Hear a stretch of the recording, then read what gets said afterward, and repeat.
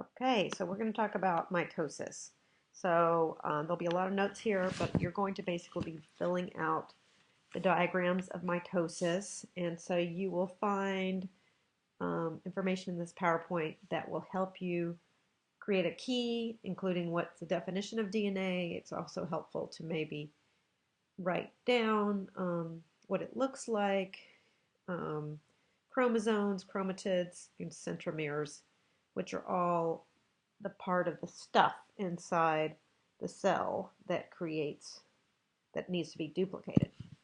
And then we'll talk about the stages of mitosis, which includes interphase, prophase, metaphase, anaphase, and telophase, and then resulting in cytokinesis, which is the final act when there's two exact copies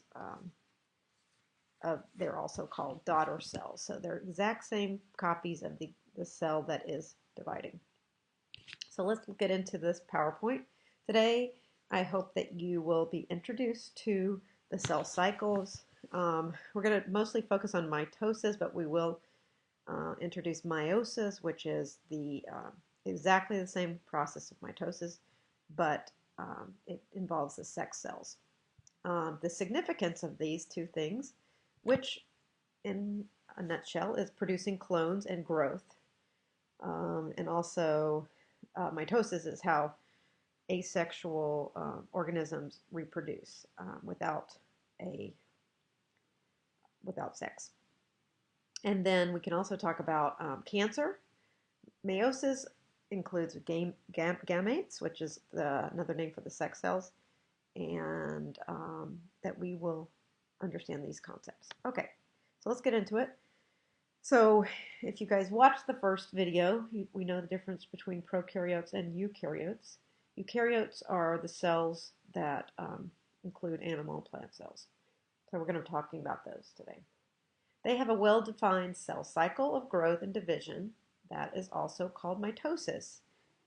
The length of the cycle varies from minutes to hours or even longer, ending up with the division of that cell. So examples of those could be bacterial cells completes the cycle every 20 minutes. Muscle cells actually never complete the cycle. And you think about like plants, they are doing it fairly quickly within 24 hours. That's why you'll see a seed germinating fairly quickly if you plant just a little seed. And then we've also gone over in disease that uncontrolled and repeated cell division results in cancer. So what kinds of examples in real life can we think about for mitosis? So for instance, we think about like what you see on the floor, the dust mites. That's been known to be like skin. So it's your outer layer of skin. It's replacing every 24 hours. The cells are replacing themselves. Red blood cells, which are important for immune response and creating oxygen into all of the cells of your body and your organs. That is really important. They replace quickly. And I already talked about the plant cells that they need to grow quickly. Formation of clones of T and B cells. Those are our immune response. When we heard from our groups about influenza and HIV, those were the main cells that those viruses attack. And so our T and B cells actually are our immune response. And so we want to keep those healthy and continuing to go in mitosis. The rest of these things, asexual reproduction, we'll get through in a couple of weeks when we talk about different kinds of flowers and bacteria actually uses asexual reproduction. Yeast is an example. So let's get into mitosis. So these are the stages, and hopefully this will make sense to you as you visualize it. So before the cell divides, this is why you need to understand what these different keys were, because the word's going to come out a lot. So the chromosomes, which we know are the strands of DNA, um, it's not, a lot of people get confused with what chromosomes and DNA. DNA is sort of like the double helix and the long strands of the chromosomes. So they're interchangeable, but chromosomes are just the strand of DNA, and they're associated proteins. So before a cell divides, its chromosomes are copied exactly in interphase. In fact, the cell spends the most time in interphase. This process is also called replication. You're not going to learn too much about ATP now, but that's basically your energy. You'll learn about that in biology when you get into 10th grade. It's synthesized, provides energy that's created through the mitochondria for cell division. Okay, so the next phase is prophase, which is the DNA of each chromosome is copied to form two chromatids. Now, this is, and when you look at a picture of a chromosome, they look kind of like those little X's. And so those are they call them sister chromosomes. So you have exact copies of each. So when you talk about chromatids, that's basically a half of the identical copy. And during this phase, this is why when we looked at the mitosis dance, you see that the nucleus starts to dissolve, or it breaks down. And chromosomes lie freely in cytoplasm.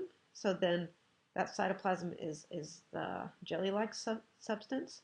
But, and then those centriole, which are basically the center of those chromatids, they move to the opposite end of the cells, forming a protein.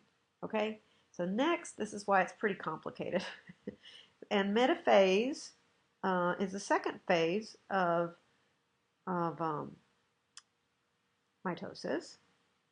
And you're going to see that the chromosomes line up in the middle. So also people call it the equator. And the spindle fibers from each of the poles become attached to the centromere of the chromosome. So that's that little center part. And I'll show you a slide on the next slide about what that looks like. Anaphase, now we start to, the nucleus is actually starting to form into two exact copies. They contract, the centromeres are split, the pairs of the chromatids are separated, dragged to opposite poles. So basically, they start to be pulled in the other direction. So this is happening very quickly in the real life cycle of mitosis. As I said before, that most of the time in the cell, the cell spins in interphase. And a complete set of chromosomes is found at each pole. So you can see that they're about to finish. They're creating their own set of DNA and proteins, which is important for DNA and chromosomes, into either side. So it's about to turn into two separate cells. And the last phase is called telophase. They reach their respective poles and then they uncoil. So before they were kind of in this V shape, and they uncoil and they become thin and long again. The spindle fibers break down, the nuclear envelope starts to form again, and so that's when we saw in the dance that the nucleus is coming back, forming two nuclei. And then we're going to have cytokinesis. I'm going to go through all the steps quickly, showing you examples on the following slides, and then we'll talk about cytokinesis. But that is when we have fully two cells. And as you can see in that bottom image on telophase, you have almost two cells, but they're basically, it's what they're calling is cleaving, and it's sort of pinching off, and then that cell membrane is going to also kind of all the way complete. So on your worksheet at the top, I wanted you to create a key for yourself. So here's a place that you can pause this if you want and just copy this down. So DNA You guys got this on your vocabulary sheets already, but it's that double helix um, uh, strand of your chromosomes, and that are formed by different proteins, the ATCG, um, that basically has all your genetic information. Chromosomes are the actual DNA strands, and in humans we have 23 pairs, well, not pair, I should say, one of each comes from mom and one of each comes from dad. And that XY are your gamete cells. So scientists have, really started to really focus on our chromosomes and all of the different sequences of our DNA. And that's how we're able to understand a lot about ourselves, and hopefully we'll do a DNA lab later in the month or in the next few weeks. Chromatids, I kind of mentioned this earlier, it's just the half. If you look at that picture, you have sort of that X, and that's chromosomes. Those are little fibers. And in the middle is the centromere. That's where they link, and one half of that would be a chromatid. So this is the vocabulary you need to understand. It doesn't make sense to a seventh grader a lot of times, so that's why I wanted you guys to write this down on the sheet. So let's get into the 0, 1, 2, 3, 4, and after.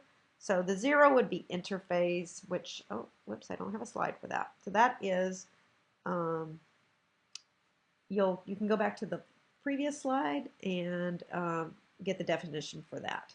So that is, I'll go back to that real quick. At the top of this slide, it says, before a cell divides, its chromosomes are copied exactly in interphase. So you might want to pause the slideshow here and just write this down for your definitions, important events under that slide, that part of this diagram. And then diagram, I want you to actually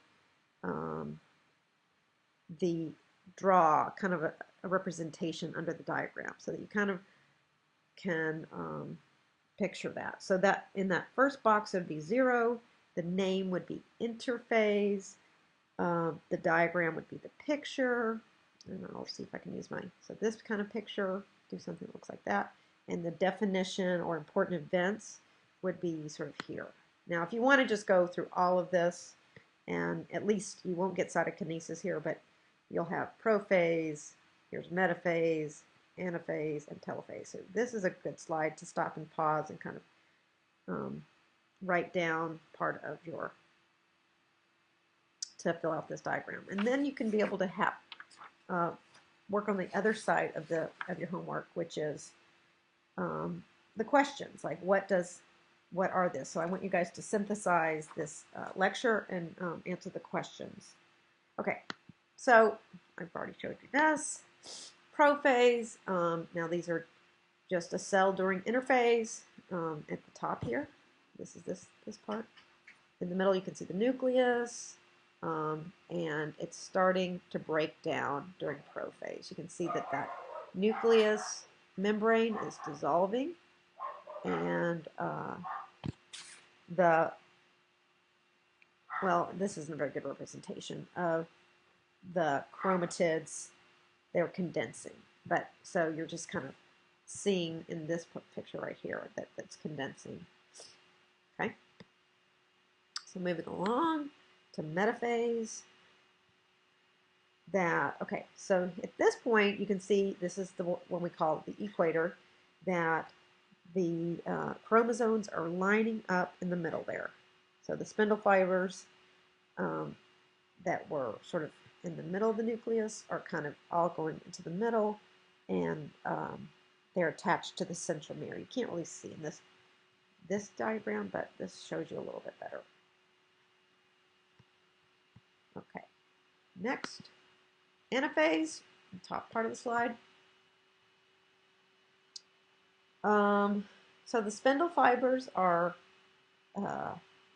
contract. So you can see that they are, all the actions kind of going on the middle of the cell, but they're starting to pull away at this point. You cannot see the movement of the chromatids. This is a slide that I got on biology.com, so it has a lot of very intense information. But the thing that you need to know about anaphase is that they're turning into that V shape, and that's going to be hard to do in the dance, but basically we're pulling apart, we're starting to pull apart from that equator, okay? And during telophase, we're going to start to move away to the other pole, and the language here is, so this would be sort of like a pole and a pole. So instead of the middle, we're going to think about our globe, and we're going to go to the other side. So we're calling that the pole. They're being pulled apart.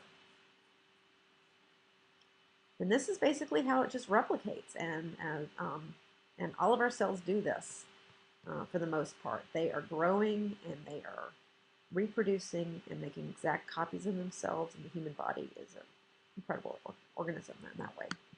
So in the final product, here's cytokinesis. It's basically the process, and you can, if you're going back to your diagram, this would be stage, I guess it's called after on your diagram.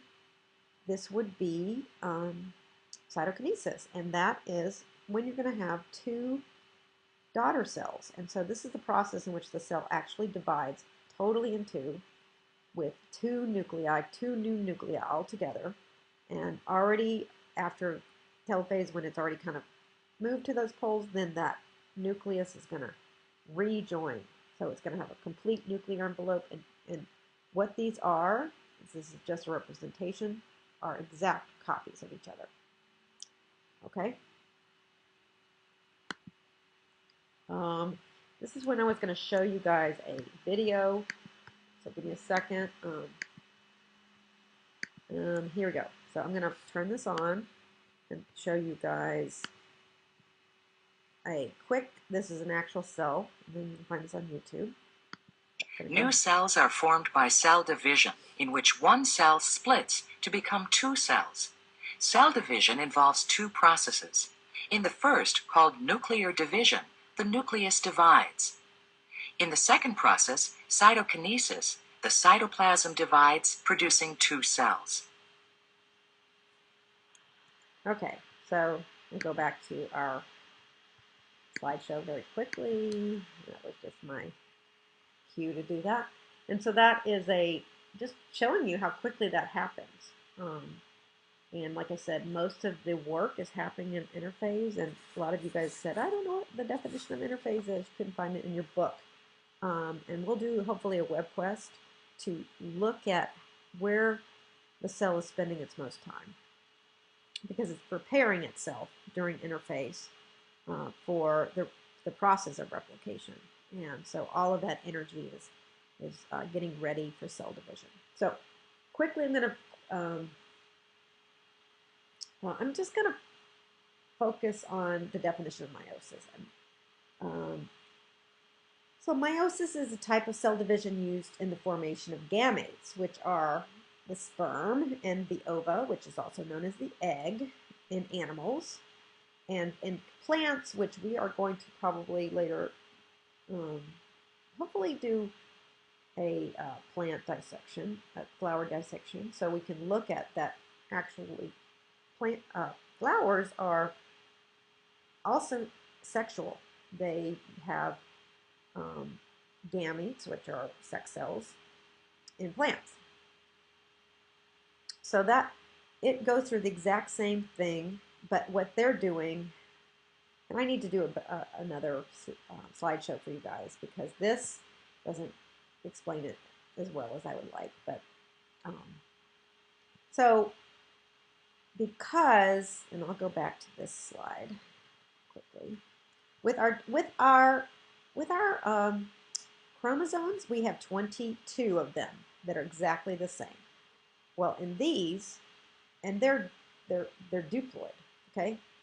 And the sex cells, which are also named as the gametes, they are what you would call is, I wish I could write this on the board, is uh, haploid, which means one cell, one side.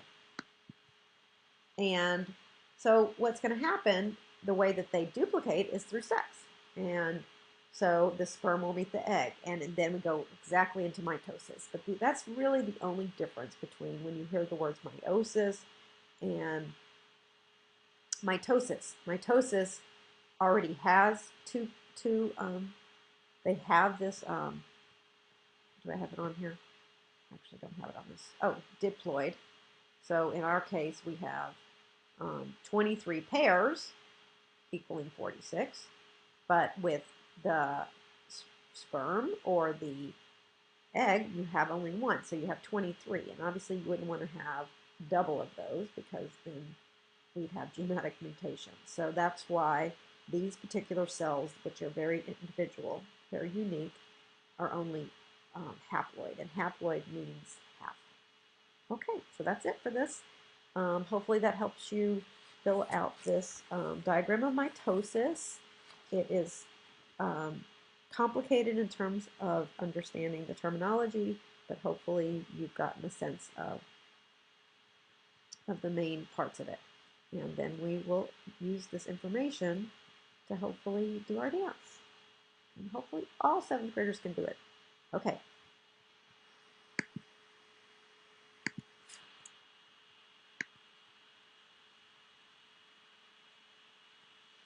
And how do I stop?